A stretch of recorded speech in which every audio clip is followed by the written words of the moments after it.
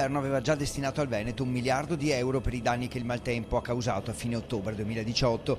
Ora si tratta di ripristinare il territorio. 215 cantieri già attivati, altri 350 partiranno grazie allo sblocco dei fondi annunciato dal capo dipartimento della Protezione Civile Nazionale Angelo Borrelli davanti agli addetti ai lavori, università, vigili del fuoco e protezione civile regionale all'Orto Botanico di Padova. Il governo ha chiesto l'elenco delle opere, cioè come il Veneto intende spendere questi soldi, e il governatore Luca Zaia ha presentato il piano una settimana fa. In giro di pochi giorni il Dipartimento oggi ha annunciato, a voce del capo Dipartimento Borrelli, che ha approvato il piano del commissario Zaia. Quindi da questo momento possiamo attivare tutti i 350 nuovi cantieri che abbiamo intenzione di far partire prima dell'estate. Veneto come esempio da esportare in Italia e in Europa. Prevenzione, analisi dei rischi, protocolli per prendere le decisioni giuste e in fretta. Regione e università unite insomma dai risultati scientifici. Il capo dipartimento della Protezione Civile Nazionale ha detto che il Veneto ha dimostrato di essere un'eccellenza, anzi è molto interessato per esempio a dei modelli idraulici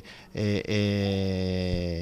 meteo che noi abbiamo, che nessun'altra regione in Italia ha, e quindi vuole estenderlo anche alle altre regioni. Veneto regione leader del volontariato, solidarietà, ma anche per gli interventi delle istituzioni contro il rischio idrogeologico.